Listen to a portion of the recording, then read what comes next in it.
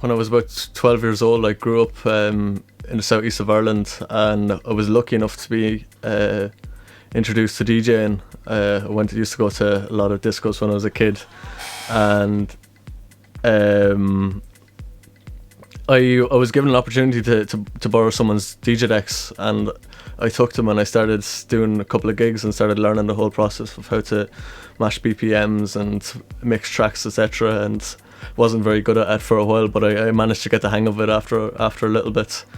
And I started DJing throughout my teenage years. I spent probably most weekends of my teenage years DJing parties, house parties, discos, and I used to run a couple of events and some club nights and stuff like that as well. And I used to go under the name DJ PJ, which was a little bit funny, but I was kind of given that name. I didn't have a choice in it, but it caught on anyway.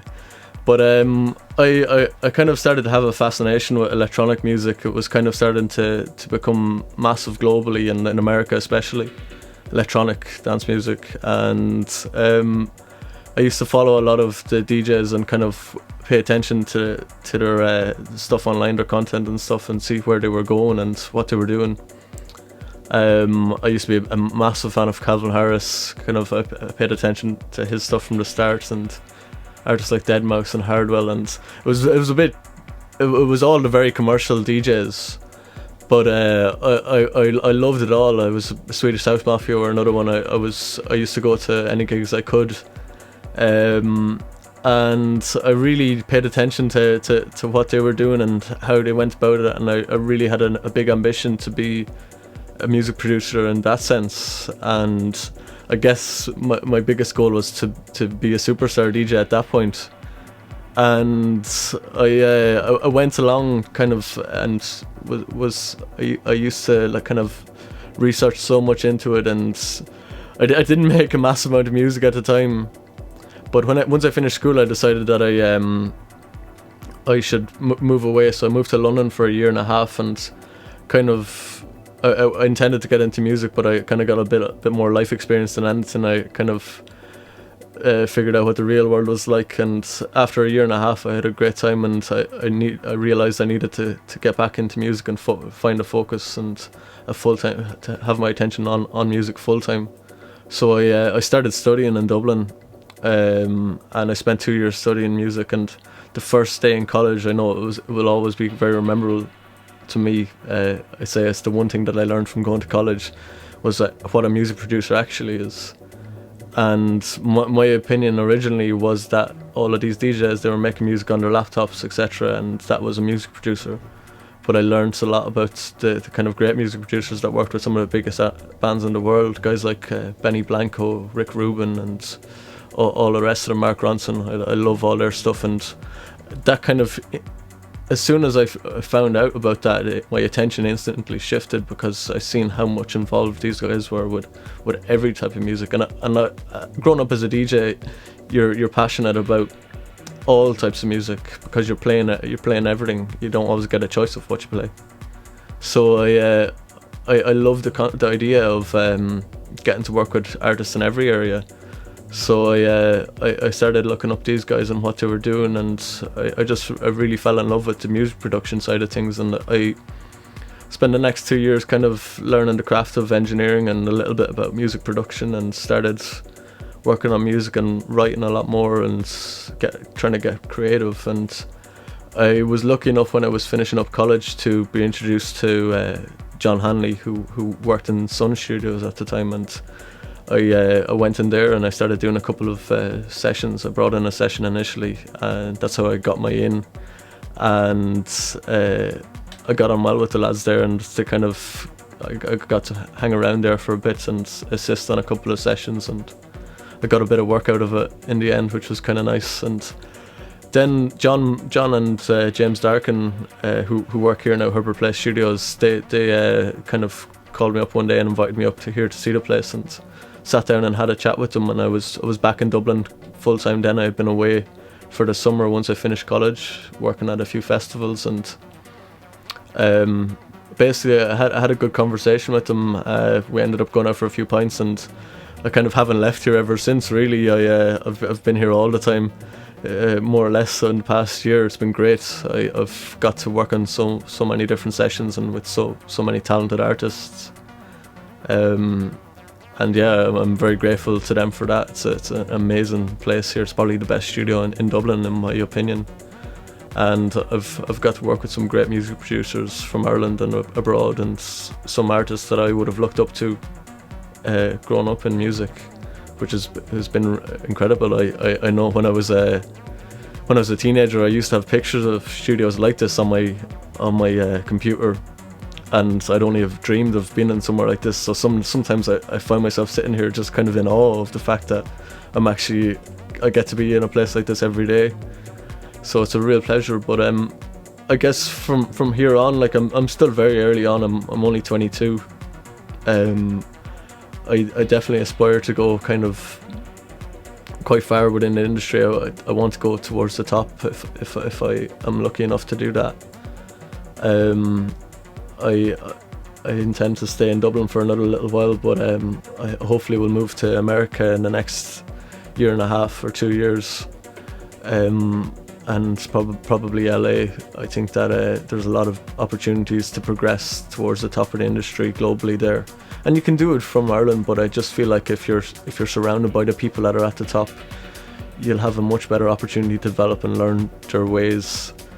And that's been a big thing for me, I guess, is kind of surrounding myself with people who are at the place that I want to be, and just kind of taking everything I can from them, and just taking all the information. And people are great, really. The higher up people are, the more willing they are to share the information, it was a surprise to me at first, but now I'm lucky enough that I can kind of offer this to younger people and kind of encourage them to go about following their dreams, essentially. And I hope to kind of at some point in the next 10 years or so be recognized as a record producer across the world, and to have a high standard of work, and to kind of be respected within the industry. And a big passion for me would be artist development, I guess. I know from myself, even creating music, I always kind of struggled to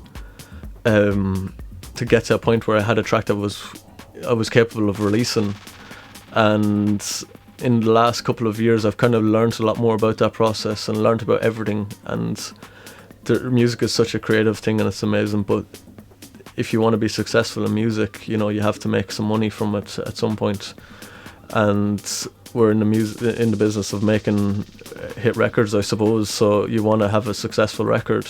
So what I want to try achieve is to work with artists that I'm passionate about, the people that I like the music. It doesn't matter what genre it is, and I want to help them get to where they're going and figure out what it is they're trying to achieve in music and what their sound is, and really just be involved in the whole process. I think that it's great to focus on one thing, but when you can be involved in it all, you find something beautiful there. And that for me is kind of where I see myself going within the industry. I'd love to be able to travel the world doing this job, and in some ways I've started to do that a little bit. But I'm excited about where I'm going in the next few years, and I'm grateful to the people that I'm surrounded by for kind of encouraging me and supporting me and giving me all that information.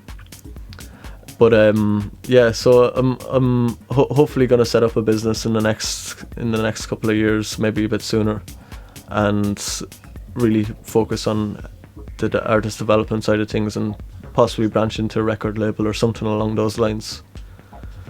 But it's funny because, like, coming from that like teenage self, as a DJ growing up, I looked at these studios and I kind of see myself now, and I'm like, I didn't expect myself to be here in this capacity, but I always knew I'd be here in some way. And it's kind of been great to kind of start from where I started. And I'm as happy to make the tea as I am to make the music sound good, and I think that's a big part of why I've been lucky enough to get on in the industry. You can't kind of a lot of people get an ego very early, and so, in some ways, you know, maybe I do have a little bit of an ego, but it's only to kind of give myself a bit of confidence. But I really enjoy working with people and surrounding myself with good people and making great music. It's a pleasure to kind of get to do this every day. But that would be kind of, yeah, I've been talking for a bit there. Did you follow, when you were following your DJs, your favorite DJs at the time, were you only listening to their music, or were you trying to get more information out of them? Like, were you looking for stuff? For me, like, it was everything really. I was fascinated really. I for a while, once I finished school, I sat at home and I watched Joel Zimmerman, Deadmau5. So I looked at he did this thing called I forget the name of it. They used to go for coffee in his like supercar, but it was all about the lifestyle. I was fascinated with every aspect of it and how they live this life where they could travel every day, and it was everything really. It wasn't just the music. Music was the main focus, but like guys like Layback Luke, you know, he's very focused on mixed martial arts and this side of things, and it was great to kind of see how all of these things correlate and are involved in living a healthy lifestyle, and it's kind of something that I'm always trying to get better at. And I practice yoga and meditation, and it's been a massive thing for me, because I guess in some ways I would have been a little bit more hyper before, and I've kind of started to calm down a little bit. And you need to be able to kind of be comfortable in an environment and be kind of calm and cool. And as an engineer especially, you have to make the room feel comfortable, you know, to people that are in the room. So stuff like that has been a massive. I always paid attention to everything, really, a little bit too much. But yeah, I gained a lot from looking at those guys, and I'm still inspired by all of those DJs and producers, and it's some ways I can see myself maybe diving back into that world a little bit in the future. You know, I still like to make music, and as I said, I write a good bit at the moment, and yeah, maybe at some point I will release some stuff, but not at this moment in time, but maybe in the future. Do you think that that journey of yourself trying to get more on a healthy lifestyle and practicing or martial arts or any other sport or meditation and all that, it's kind of it brings the other side, brings the yin to the yang, you know, trying to balance the other side of the music that can be being in front of thousands of people, and super, like, it's a very energetic, it's an explosion when you are on a stage, you know. Yeah, absolutely. I'm like, it's a massive thing for me. I'm really big into like the whole world is, you know, it's energy, you know, like in physics, the one thing I learned is that energy can't be created or destroyed. It can only be transferred from one form to another, and that's exactly what music does. You know, when a DJ plays out music, it's going out to a crowd and they're reacting to it, and the DJ reacts to the crowd. And I love relating that to the music and the whole process of it. And for me, it's all hand in hand. You know, the lifestyle you live will affect different things, and in some ways, to get to a point where you get to do this sort of stuff, you do have to sacrifice a little bit, and it can be tough because maybe you have to be a little bit selfish and really just you have to spend the majority of your time doing this. And I've been lucky enough to have a lot of people that support me and have made it easy for me, I guess. But for me, I always say it's easy, but there definitely is struggles. Like for a long time I kind of wondered how I would have like even afford to do something like this, and I've been lucky enough to speak to a lot of people, and I think that's a massive thing, speaking to people and asking for advice if you need it. But you know, there's always the concerns, stuff like that, and there is little struggles along the way, but I think that's what life is really. It's like going through the struggles and kind of, once you get past that, seeing it from a different point of view and learning from it. You know, I always learn from the stupidest things I do, which is good because I do a lot of them.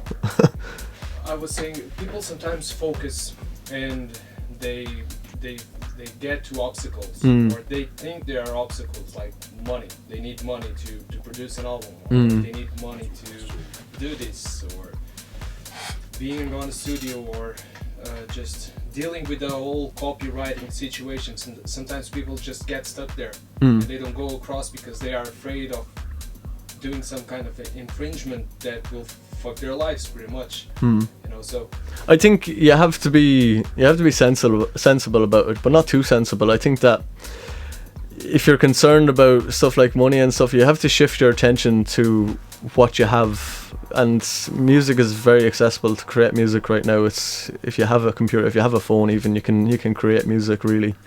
And early on, you know, it might not be very good, but if you're starting somewhere, you're starting, and you'll eventually get there, and you'll eventually get more gear. And the better you get at it, the more you'll be able to achieve through it. So I think that don't limit yourself. I think that just aim for the top, and really just go for it, and have small goals and work towards that. And that's what I'm doing essentially. You know, I'm really nobody right now. You know, I'm just a guy that is lucky enough to be in the studio, and that wants to be someone at some point. But for me it's breaking it down into smaller attainable goals and going for them. And eventually, when you get to those points, you'll find out that when you've went through that process, that you're actually in a better position now to achieve what you're trying to achieve there. So like I think that, yeah, never limit yourself. I'm a little bit ambitious.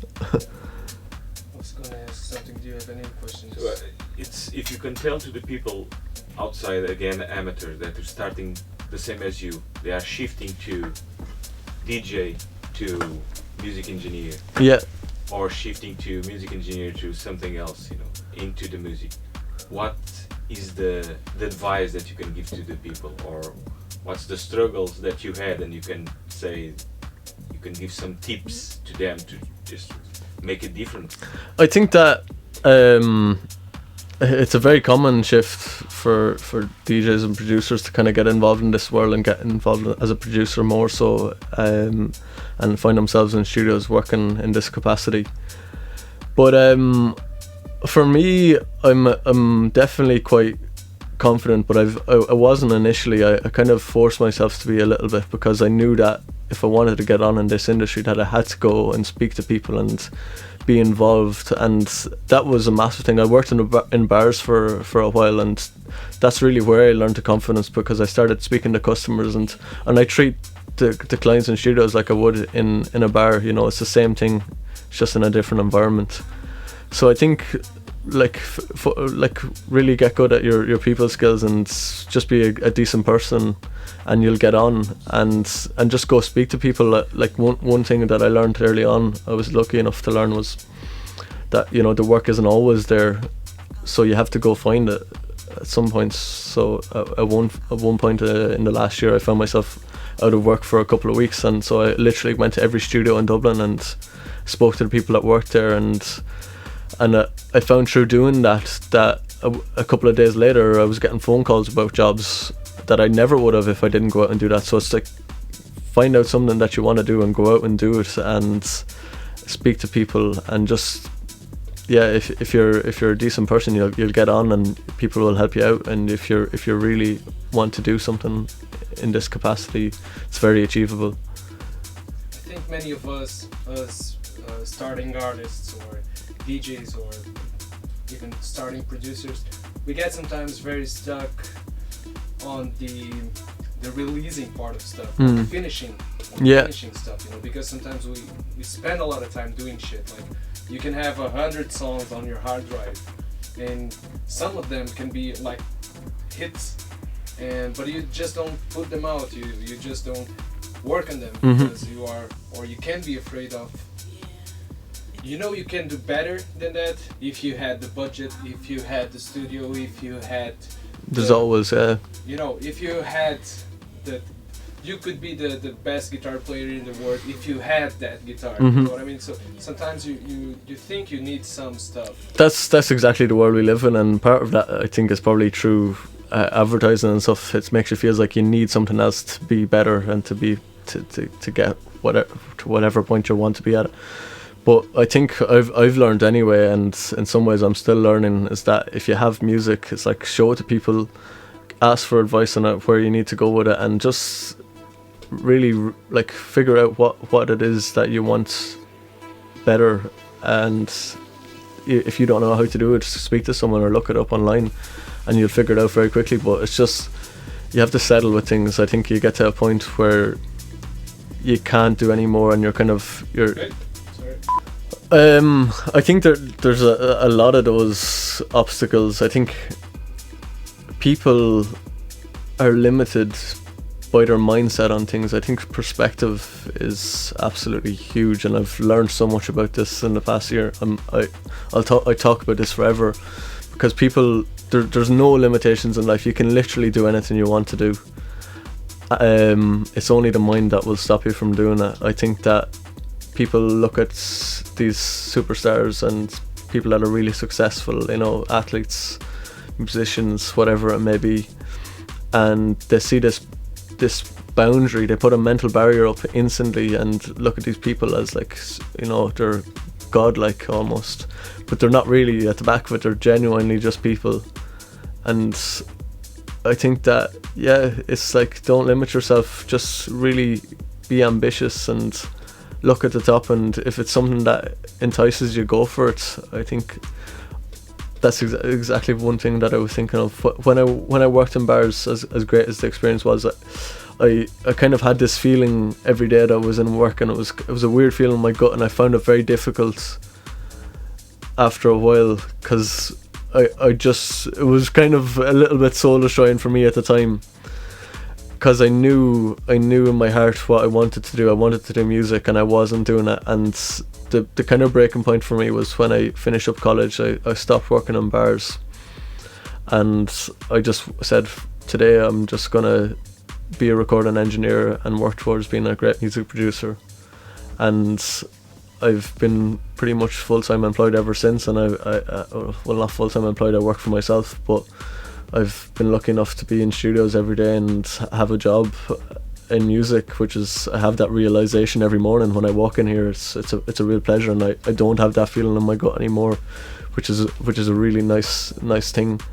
And yeah, so it's like, if you have a feeling like that about anything, it's like, that's your body telling you that, you know, you need to shift and you need to work towards what you're really passionate about. And that was a big point for me, I think, being able to make that decision. And that's a difficult decision to make as well, but I think every artist goes through similar points, and every creative person, and part of that is part of the creative process, because you have those struggles and you have those kind of doubts and concerns, and all of these things influence your music. And that's how it's been for me anyway. I think that's kind of where I'm coming from. And yeah, I think there's a lot of advice that you can give people, but eventually you get to a point and you hear all the advice, and you just need to start doing it, you know. That's kind of what I've started to learn.